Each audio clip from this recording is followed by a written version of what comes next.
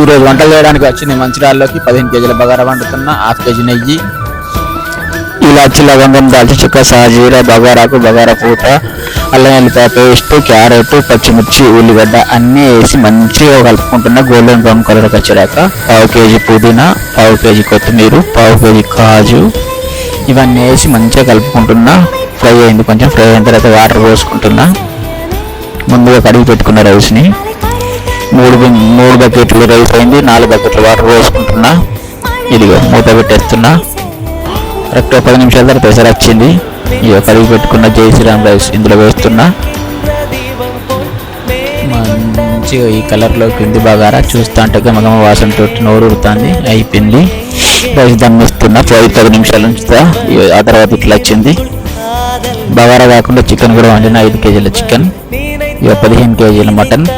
ఇది ఈరోజు మేము చేసిన వంట.